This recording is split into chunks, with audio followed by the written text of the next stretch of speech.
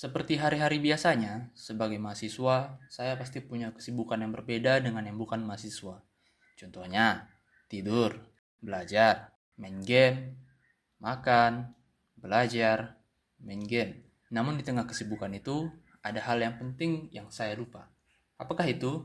Benar, itu adalah tugas Anas. Namun kebetulan karena deadline sudah dekat, saya jadi wajib mengerjakan tugasnya. Jadi pada kesempatan kali ini saya akan menjelaskan pengerjaan Anas 2. Baiklah, tanpa basa-basi lagi, mari kita masuk ke pembahasannya. Yang pertama, kita harus tahu apa output dari metode analisa struktur matriks kekakuan. Yang pertama, displacement. Kedua, gaya dalam elemen. Ketiga, reaksi perletakan. Keempat, diagram gaya dalam.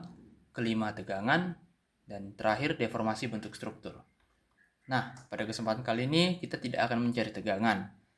Nah, sekarang mari kita masuk ke tahap pengerjaan. Sama seperti merencanakan segala hal, kita perlu observasi dan klasifikasi suatu peristiwa atau masalah. Sehingga kita perlu namanya persiapan. Yang perlu kita persiapkan pertama niat, usaha, terus otak. Yang betulan perlu kita persiapkan yaitu laptop, Microsoft Excel, media gambar, dan juga referensi. Oke, masuk ke tahap-tahapannya. Nah, bayangin nih, kita punya suatu bangun frame sederhana. Nah, kita observasi dan kita catat apa data yang dibutuhkan dan apa yang tersedia. Pertama nih, ini bangun ada 8 elemen. Ada bebannya di beberapa elemennya, terus kita juga harus tahu panjang dari tiap-tiap elemennya. Bukan cuma itu, kita juga harus tahu data yang diperlukan untuk pengerjaan rumusnya. Contohnya, kayak nilai E. Buat yang nggak tahu E itu apa, terus I, terus A. Masuk ke analisis desain. Kita perlu merubah bentuk ini menjadi gini. Gampang aja. Pertama kita harus memberikan tiap titik buhul angka arah gerak gayanya. Nah, tiap angka ini yang disertai arah ini mewakili gaya yang bekerja pada tiap elemen. Angka 1 untuk horizontal, angka 2 untuk vertikal, dan angka 3 untuk momen. Begitu juga di titik buhul yang lain dengan angka lanjutan dari titik buhul sebelumnya. Maka di tiap titik buhul juga diberikan perwakilan angka yang di dalam lingkaran. Selanjutnya, tiap elemen diberikan angka dan diberikan arahnya. Arah ini mewakili matriks kita nanti. Biar lebih paham, kita masuk ke matriks kekakuan batang 1. Untuk rumusnya bisa ditengok-tengok dulu, dipahami dulu. Jadi sederhananya, kita masukkan rumusnya ke dalam Excel untuk membentuk sebuah matriks. Contohnya, pertama kita cari dulu nilai dari cos dan sin elemen 1. Menggunakan rumus di atas, kita kurangi nilainya ujung terakhir dari arah batang 1, yaitu 16,23, dikurangi sama ujung pertama dari arah batang 1, yaitu 0. Konsepnya kayak koordinat kartesius gitu. Selanjutnya, kita cari nilai A. A itu mewakili rumus dari salah satu member matriks kekakuannya. Lalu kita cari B, kita cari C, dan seterusnya. Lalu kita susun sesuai urutan dan rumus matriksnya. Jangan lupa diberi koordinat matriksnya. Dari ujung arah batang pertama, dilanjutkan ujung arah batang terakhir. Dan penomorannya mulai dari horizontal dulu, lalu vertikal, lalu momen. Dan begitu juga dengan batang-batang selanjutnya. Setelah didapat nilai dari matriks kekakuan global tiap-tiap member, selanjutnya kita susun sedemikian rupa seluruh matriksnya. Dan matriks yang punya koordinat sama kita jumlahkan. Seperti contohnya batang 1.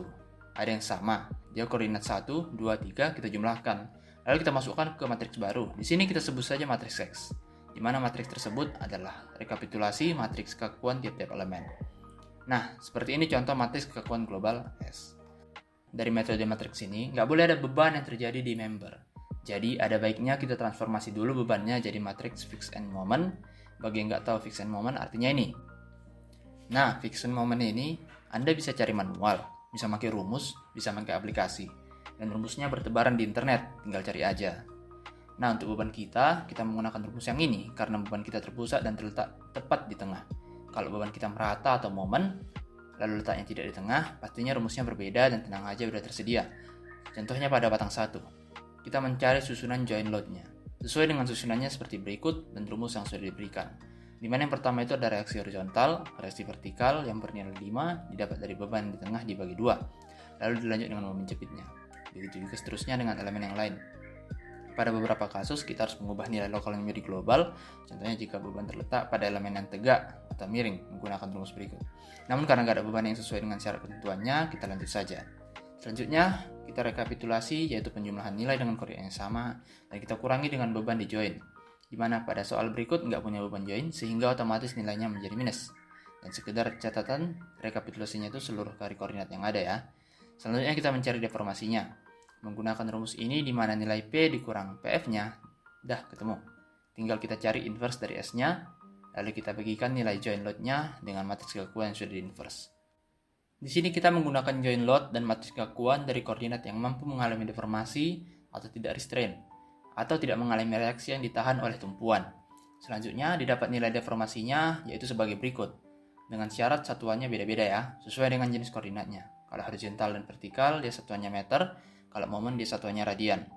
Selanjutnya kita cari nilai reaksinya menggunakan rumus yang sudah tertera, yaitu nilai dari minus join load ditambah dengan hasil perkalian matriks keakuan free restraint, yaitu koordinat X-nya free dan Y-nya restraint, dengan matriks perpindahan. Hasilnya sebagai berikut. Jangan lupa dikontrol memastikan hasil setimbang. Nah, masuklah kita ke tahap terakhir dari matriks, yaitu mencari gaya dalam masing-masing elemen. Pertama kita perlu menyusun perpindahan sesuai dengan koordinat masing-masing elemen, dengan nilai yang sudah didapat di matriks deformasi sebelumnya. Lalu kita ubah menjadi perpindahan lokal. Menggunakan matriks transformasi, selanjutnya kita kalikan dengan matriks keakuan lokal sesuai rumus berikut, dan hasilnya kita jumlahkan dengan join load lokalnya. Dan jadilah gaya dalam elemennya. Lalu kita bisa gambarkan dan kita kontrol. Lalu kita kerjakan untuk elemen-elemen yang lain. Nah, itu dia tadi cara mengerjakan metode matriks keakuan pada analisa struktur frame. Gimana, mudah kan? Oh, tentu saja tidak.